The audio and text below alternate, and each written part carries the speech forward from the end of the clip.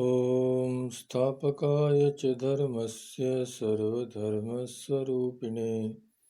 अवतारवरिष्ठाय रामकृष्णाय ते नमः।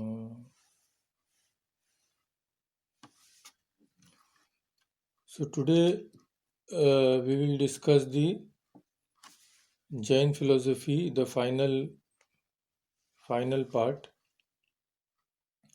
Today we will discuss the conduct, the most important, the right conduct, which Jainism states, the right conduct which leads one to freedom. So we have seen a little about the founders of Jainism and Lord Mahavira, the founders, what place they have in Jainism, the two sects of the Jains, Shvetambara and Digambara. Then a little we discussed about their philosophical outlook. We saw that according to the Jains, consciousness is the essence of the soul.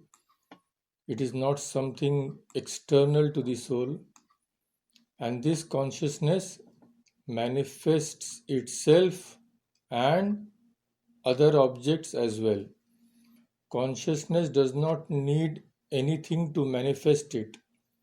Since it is self-revealing, it manifests itself. Then we saw what is Paroksha Jnana and Aparoksha Jnana. Aparoksha Jnana is the goal, and finally it ends in Kevala Jnana, that is freedom or the perfect knowledge. So Jiva is a soul, and souls have various degrees of knowledge. As we know in the world, all Jivas don't possess the same knowledge. Why? Because the Jains say that the karma obstructs the knowledge of the soul. Soul is actually omnipotent and omniscient, but its karmas act as an obstruction. So the goal is to remove this karma so that the omniscience and omnipotence of the soul can manifest themselves. And the soul is eternal. Like a light, it pervades the body in which it resides. And as the proof of that the soul exists, the Jains believe that since we perceive qualities like pleasure and pain, etc., this is an internal perception. Inside we know when we are happy, when we are sad. So according to the Jains, these pleasure and pain, etc., are qualities of the soul. So when we perceive the qualities of a substance, we also perceive the substance. In this way, they prove the existence of the soul. And the most important part we had discussed last time, bondage and freedom of the soul. The soul is bound when it is associated with matter. This is the main thing. And why does this association take place? Because the soul has some desires, worldly desires, and those act like a magnet and attract matter to it. So everything, the body, etc., is all result of this karma, because when matter comes, karma enters the soul. And all this mind-body complex is the result of karma. So to be free, to be liberated, this matter which has come from outside has to be eliminated. And for that, last time we saw that the Jains believe in three important steps which an aspirant has to take. They are so important that they are called three jewels, three gems, three ratna. And what are those? Right faith, samyak darshana, right knowledge which springs from that faith, and last of all, samyak charitra, the conduct which will lead us to freedom. So, right faith, as we saw, Samyak Darshana, is not blind belief, it is respect for truth, is a very important thing. In Sanskrit, it is called Shraddha. So, Jains say that we are not asking you to believe anything blindly. All we are asking is you study what the Tirthankaras have said with a starting minimum faith. This is in all walks of life. We have to have the minimum faith, otherwise no activity will be possible. Like if we go to a shop, we take something. Now if the owner of the shop says that, how do I know you'll pay me back? What proof I have? Or if we pay somebody to receive goods, if at the outset we doubt him that I'm giving you money, how will I know you'll pay me back? So this kind of attitude will not even allow us to do our day-to-day activities. So as in everyday life, we start with a minimum faith. So the Jains also ask for that same faith. They just as a starting. And they say that as we progress, this faith of ours will grow stronger in the teachings of the Tirthankaras. And this will finally lead to right knowledge. Right knowledge, what does it mean? This means detailed knowledge of the different aspects of the Jain philosophy. All the factors like their views about the soul, views about the matter, etc. All this when an aspirant gains, that is called Samyak Jnana. It is said that it is detailed cognition of the real nature of the ego and non-ego, and knowledge which is free from doubt, error, and uncertainty. So this is an advanced stage. When we start the study, there may be some doubts. We start with an open mind. We may not understand something properly. We may be uncertain about some things. But when right knowledge or Samyak Jnana dawns in us, then an aspirant is free from doubt, error, and uncertainty. When this happens, then he can know that he has attained Samyak Jnana. And when this process is perfect, then the soul is liberated and it attains Kevala Jnana. So, third step which we will discuss today is the right conduct. Right conduct is Samyak Charitra. Charitra has a slightly different meaning in Sanskrit. It is character. But here also we can see that characters are actually made up of deeds. Our karma determines our character. So in this way, the Jains call right conduct as Samyak Charitra, good conduct.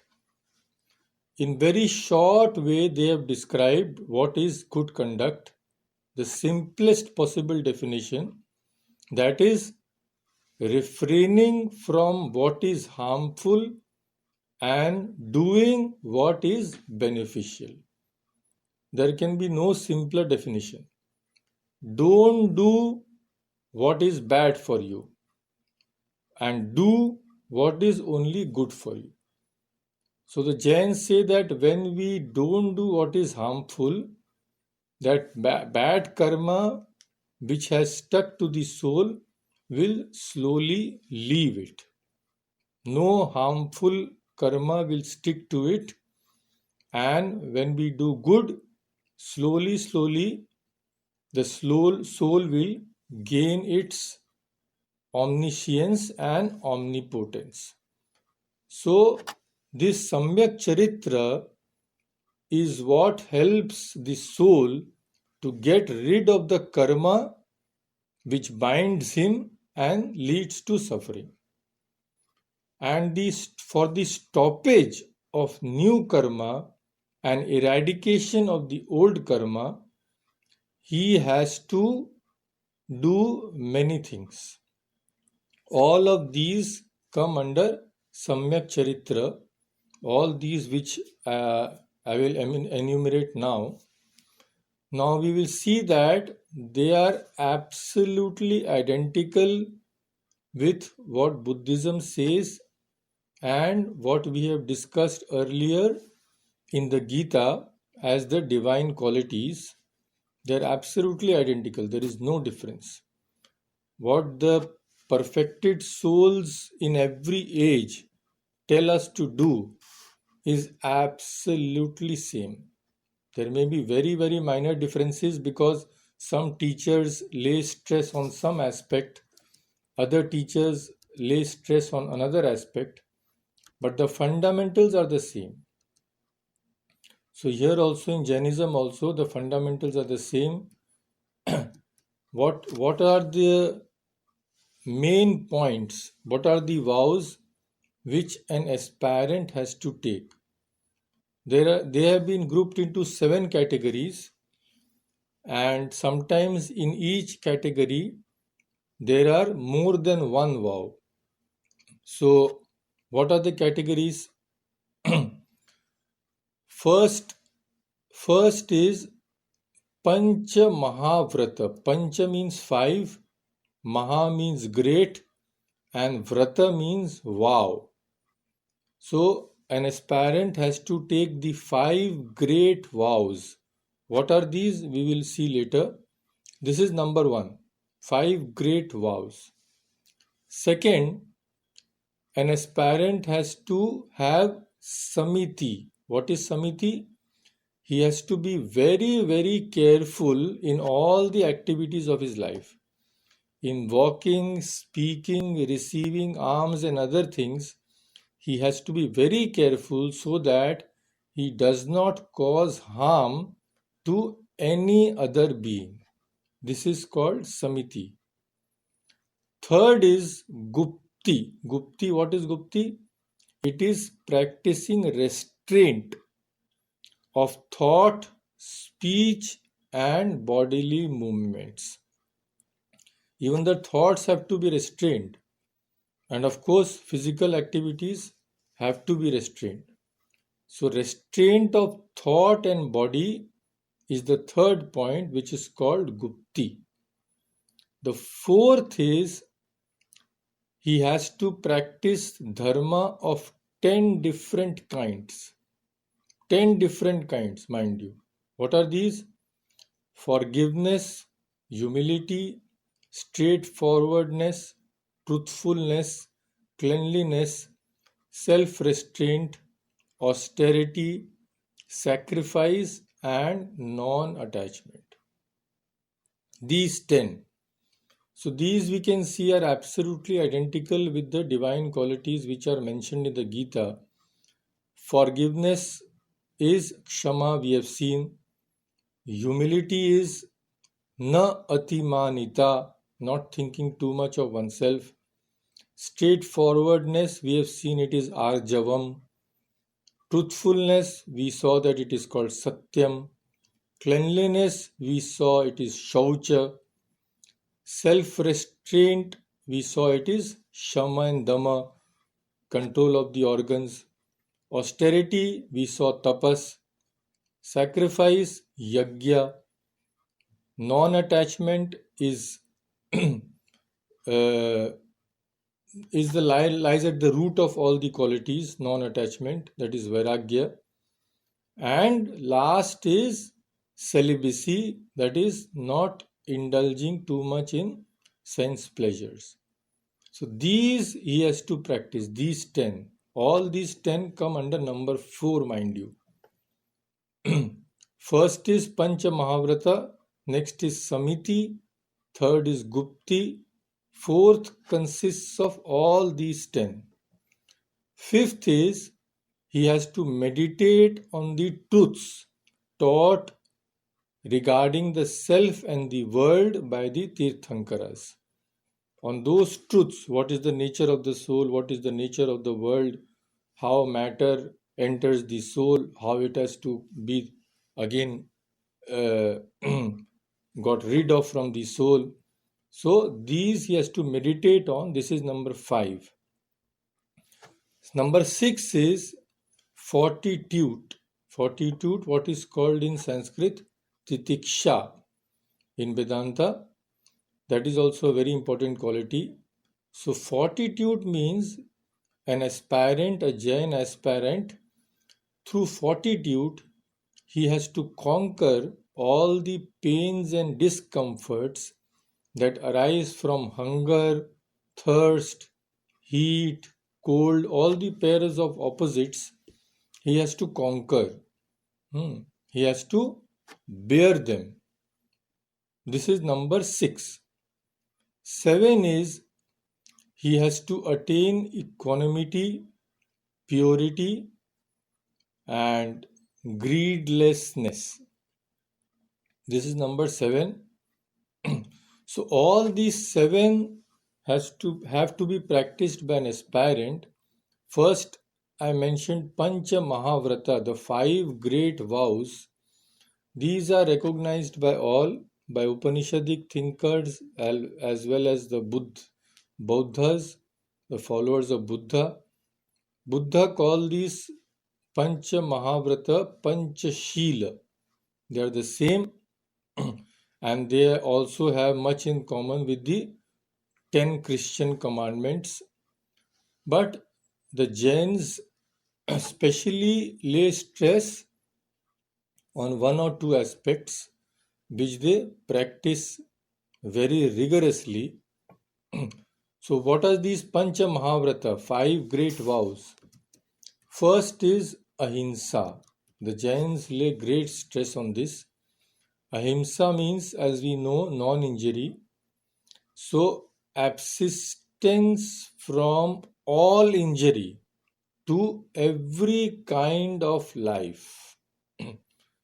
The Jains believe that life exists not simply in the moving beings but also in some non moving ones, such as the plants and trees, etc.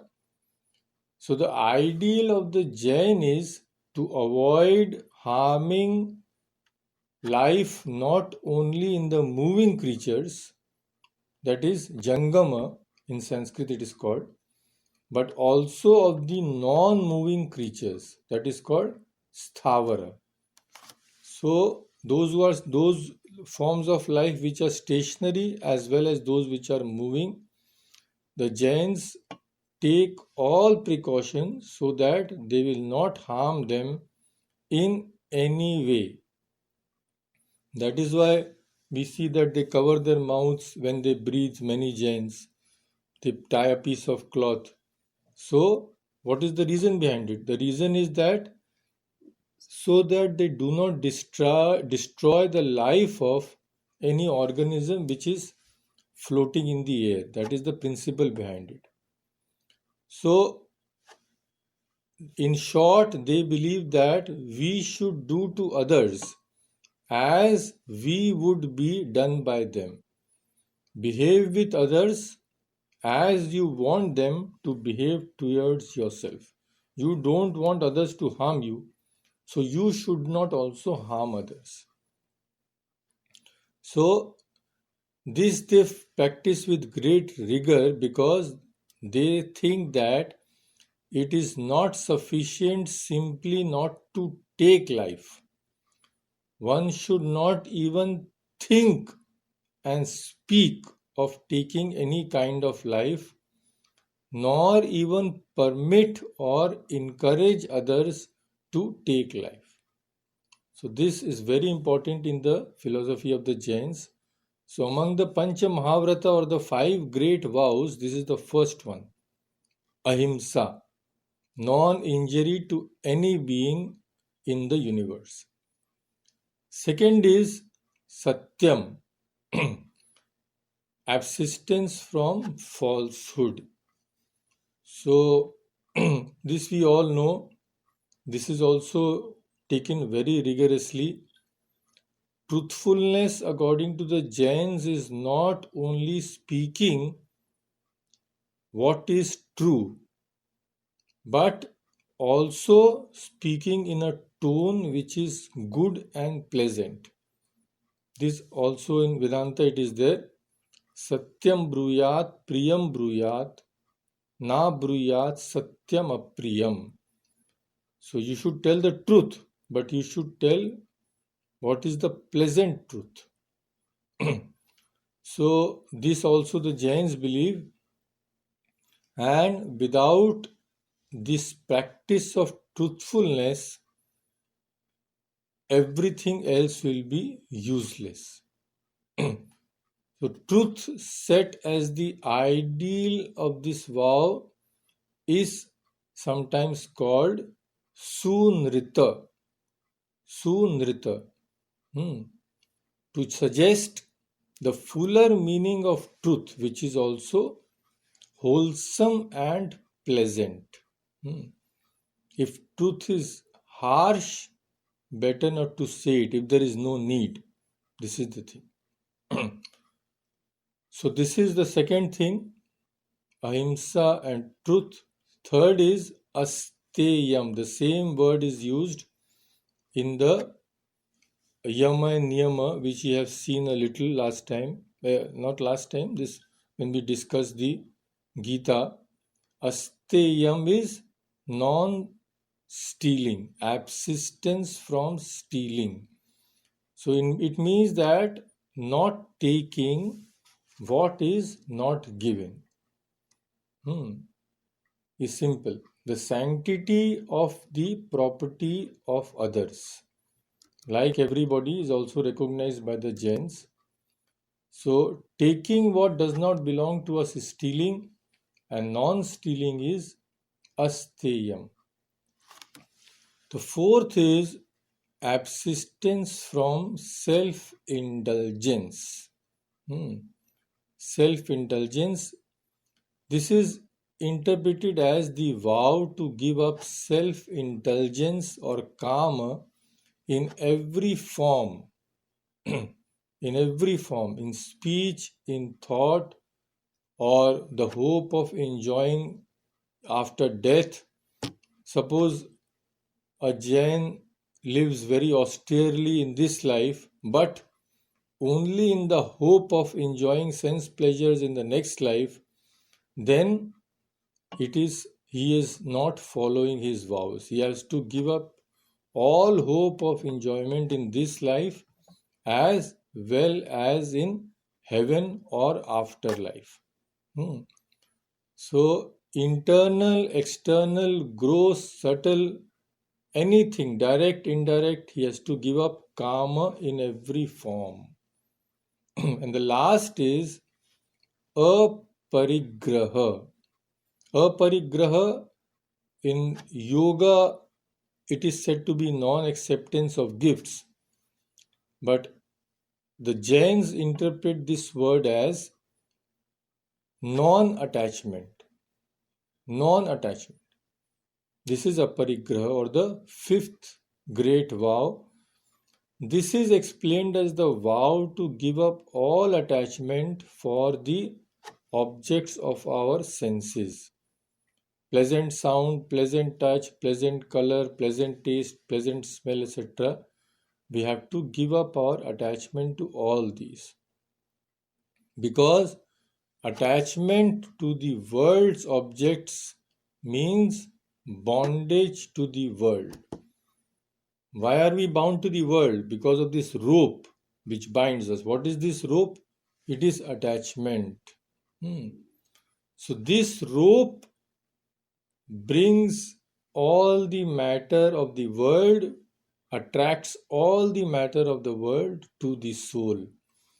And the force of the karma thus generated causes rebirth again and again.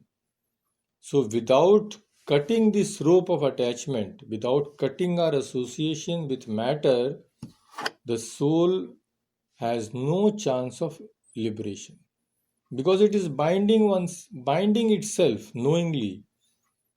If we bind ourselves knowingly to something, how can we be free from it? It is not possible. So these, in short, are the three ratna, the three gems: right faith, right knowledge, and right conduct. So these are not watertight compartments, each is dependent on the other. Right conduct one can only do when one has right knowledge, and one can have right knowledge only when has the right kind of faith. So the progress and degeneration of one of these three reacts on the other two also. If one does not have right faith, he will not be inclined to study the teachings at all. He will not gain right knowledge. If he does not gain right knowledge, he will not be inclined to act in a proper way. Samyak Charitra. So, perfection of conduct goes hand in hand with the perfection of faith and knowledge. So, when a person, through the harmonious development of all these three, succeeds in overcoming the forces of all passion, then what happens? Then it becomes free from its bondage to matter and attains liberation. Being free from the obstacles of matter, the soul realizes its inherent potentiality. What Swami Vivekananda says, potential divinity. Then it attains the fourfold perfection, what the Jains call the fourfold perfection.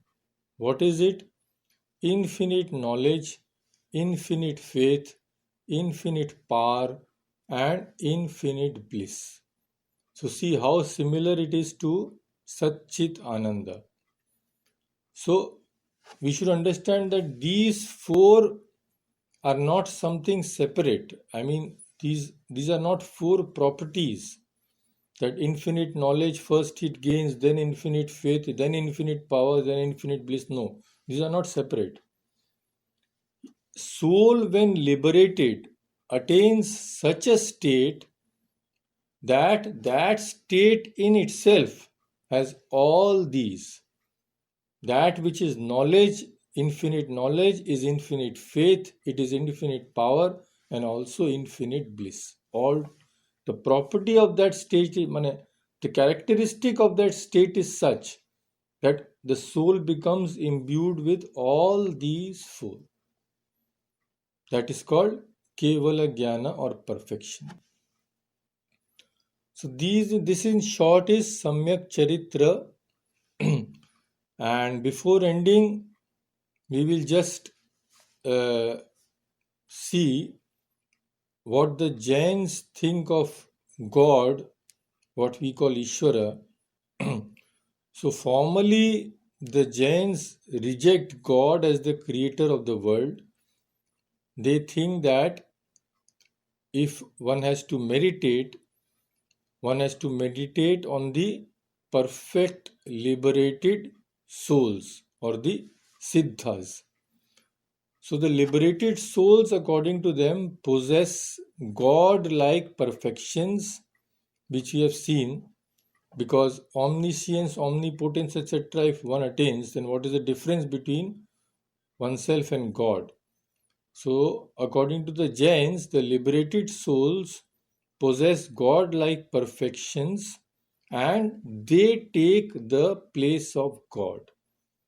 So, prayers are offered to them for guidance and inspiration. So, actually, it's the same. See, when you worship God or you worship someone as God, it is absolutely the same. It is just a play on words. So, formally, although the Jains may reject the concept of God, but they treat the Siddhas as gods. Hmm. So, in spite of the absence of a creator god, the religious spirit of the Jains does not lack any fervor because of that. Huh. And nor is it that they don't have external ceremonies like we do worship, etc. They also have ceremonies where they worship these siddhas. So, by meditating on the pure qualities of the liberated souls, the Jains remind themselves daily of the possibility of attaining that destiny. They always remind themselves that we have to reach the state which those whom we are meditating upon have already reached. Like formally, those who believe in God, what do they think? That we also have to attain the qualities which God possesses. Similarly, Jains, when they meditate on these siddhas or the perfected ones, they think that they remind themselves in that way that we also have to attain that state. Our destiny is also the same. Our goal is also the same. So, in this way, they purify their mind by the contemplation of the pure souls, which gives them strength, same as the meditation on the Ishvara. So, one main difference is that they don't seek for mercy or pardon. They believe in the inexorable moral law of karma, which no mercy can bend. It is not that God will become merciful and remove your karma. They don't believe in such a creator God at all. They think that karma has to have its effect and nobody can change it. The consequences of past misdeeds can only be countered by new karma, new good karma, by generating within the soul opposite forces of good thought and good speech and good action. So, past bad actions or misdeeds can only be countered by the present and future good deeds. It is just like plus and minus. So, if you are in minus, you go on adding till it comes in the on the positive side. So this is one difference. They do not believe in mercy or pardon, etc. There is no place for that. So according to the law of karma, you get what you deserve, and as Swamiji has said again and again, you are the maker of your own destiny. This the Jains believe. So everyone, every individual has to work out his own salvation. So Jains believe that the liberated soul only serve as guides, as beacon lights. They are the guiding factors. As in the dark, in the seas, we have that light to guide us. So similarly, they believe that the teachings of the Tirthankaras, they are the guide, but they don't believe that the Tirthankaras will come and pardon their sins or show mercy. No. According to them, they have to attain liberation by their own efforts. So, the religion of the Jains is a religion of the strong and the brave. It is the religion of self help. In the Gita also it is said, Uddharet Atmana Atmanam. One should raise the self by the self. But the difference is that Gita also has a place for mercy, for Kripa, which is called. In fact, Kripa occupies a very central role in Hinduism and Vedanta. So this is one difference. So anyway, the Jains believe in self-help, and that is why the liberated soul is called a victor or a hero. Hero is Veera and victor is Jina. These are the two words which the Jains use. So in this respect, it is similar to Buddhism and also Sankhya. Sankhya also formally does not believe in Ishvara. So this in short are the main points of Jainism. Jainism means the philosophy of the Jains. So it differs in very, very minor details with the other philosophies which you will see. It is almost identical to Buddhism, the philosophy of the Buddha, which we will see later. So I think this concludes the discussion of the philosophy of the Jains. Next, we will take up Buddhism, the philosophy of the Buddha or the Bodhas. But before that, I want to give you some respite. So next week, we can have one discussion on the Bhagavad Gita. Like last time in the divine qualities, we have discussed Dhriti. In the Bhagavad Gita itself, it is mentioned, this topic of Dhriti is discussed in detail. There are 3 types of Dhriti. So we can discuss it in the next class. Then we can take up the philosophy of the followers of Buddha. That will take some time because it is a little detailed. So we can end today, and afterwards if anybody has any question. Om Shanti Shanti Shanti Harihi Om Tat Sat Shri Ram Krishna Arpanamastu. Mr. Oki, Yes. any question? Attachment, I'd like to know that the other day I saw the TV and the husband cried for 5 years ago that passed away the wife, and when he remember his wife, he cried. And is this love or attachment? Now the thing is, does the husband cry with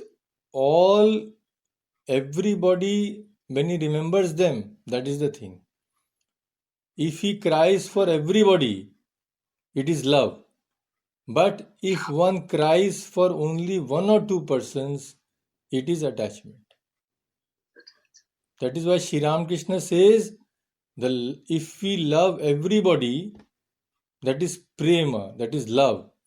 But if our affection is centered only on a few persons, to whom we are tied with the bonds of I and mine, that is attachment. Okay, thank you very much. Yeah. Mr. Tripathi? Yeah, Maharaji, namaskar. Namaste. It was very interesting. I have got one question. Yeah. Is the Nirvikalpa Samadhi and Nirvana or Moksha is same thing?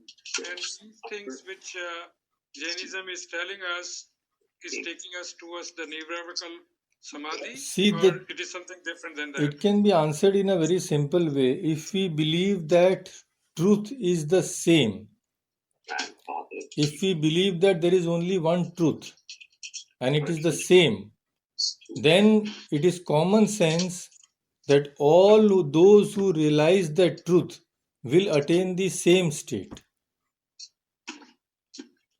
There is only one Vancouver. So if 5 persons say that they have gone to Vancouver, we know that they have gone to that same place. So truth is one.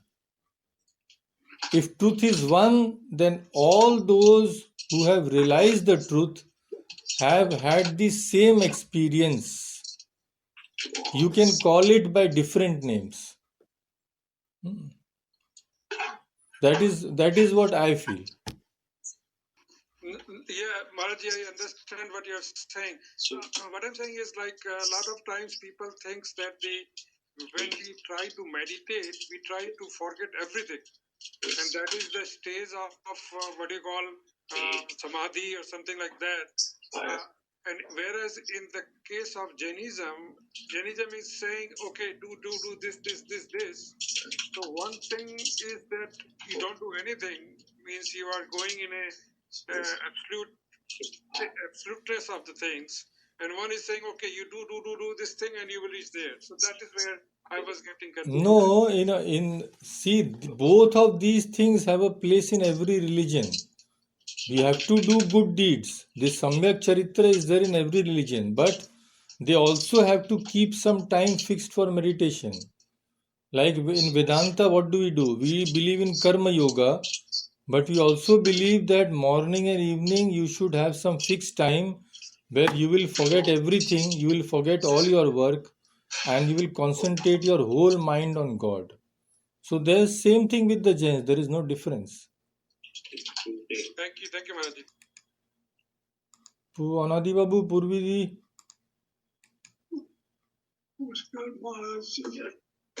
Very nice talk, wonderful talk as usual. Thank you. So, Mr. Sen.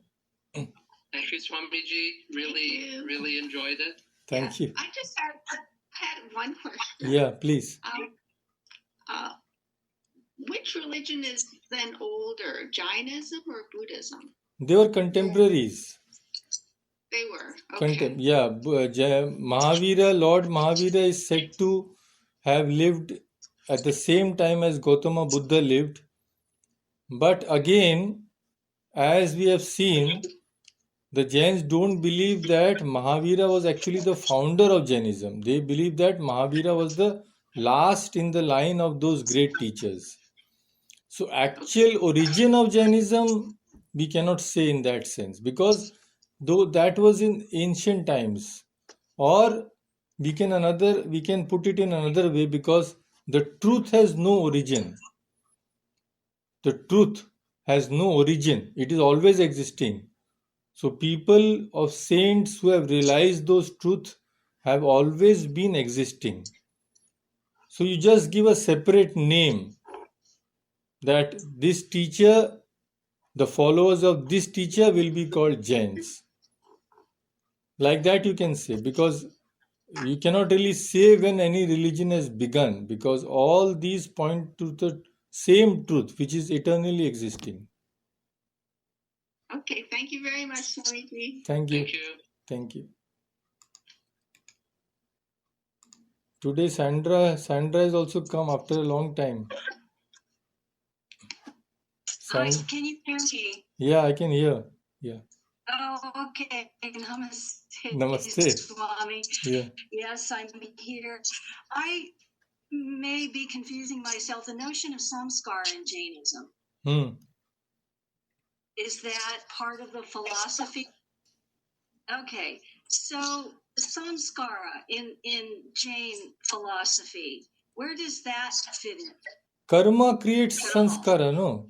It's the same thing. They say that our passions attract matter to the soul. When matter is attracted to the soul, it will lead to karma, because we are being identified with matter. The soul becomes identified with matter. And it wants to do certain things, it wants to get certain things. So passions attract the matter to the soul. We have seen that according to the Jains. So whenever a man has passions or desires, he will automatically try to get some things and try to avoid some other things. That is called sanskara. All those actions will create sanskaras. Okay, thank you. Yeah. Radhadi and Ashok Babu. Thank you for a very beautiful talk, Swamiji. And I just wonder, I like my spiritual life simple. Is it, would it be, I mean, can it be too ambitious to be simple, or think that spiritual life would be simple? Spiritual life is simple. Spiritual life is simple. So why do you think it is complicated? It is very simple. No, I mean, listening to all this episodes and all this, so many things that happened and happens. So, this is what I think, that complexity is something that I don't want to go to at all. But that should be okay, right? Yeah, but I don't understand. What do you mean by so many things happening, etc.? Oh, I mean our like Rama and Mahabharata and so on. So all these episodes and all these things. I mean, and background of our religion or No, these are stories, you see. Mahabharata and Ramayana, these are there to teach us. They are not to add any complexity to our life. They are, because the thing is, although spiritual life may be simple, but our sanskaras, our attachment to the world, makes it very complex. So, Sri Ramakrishna said in very simple words, give up everything and call on God. But can we give up everything? Can we put our whole mind to God just by saying so? We cannot, because there are many obstructions. So actually we are creating a complex situation because of our own sanskaras. So since the situation has become complex because of our hundreds of desires, that is why so much elaboration is necessary. That is why so many qualities have been mentioned. Because we have to go through it slowly. For those who have no desires, who are devoted to God from their very birth, it is very simple. They don't have any problem. So, simplicity or complexity will depend upon our own sanskaras, our own desires. And a lot of times people don't know, we don't know what to follow or not to follow, that sort of thing. That is why the scriptures are there, because we don't know what to follow or not to follow. That is why the scriptures are there. They teach us what to do and what not to do.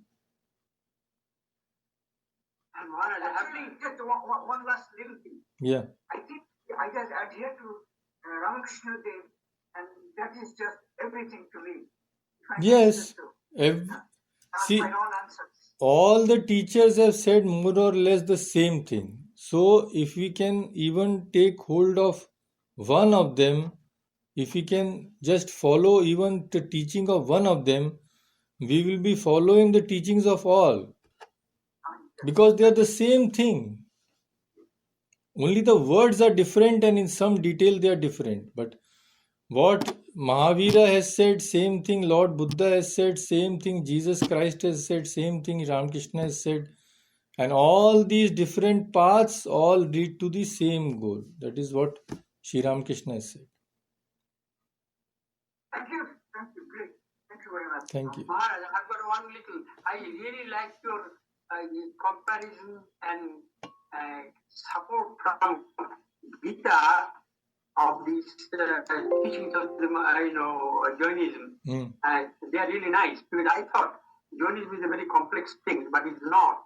I could see from when you correlated the Gita's, this the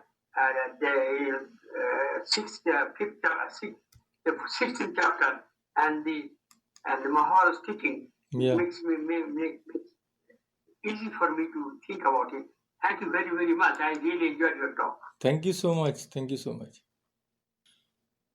Okay, then, if nobody else has anything to say, we can end here today. So,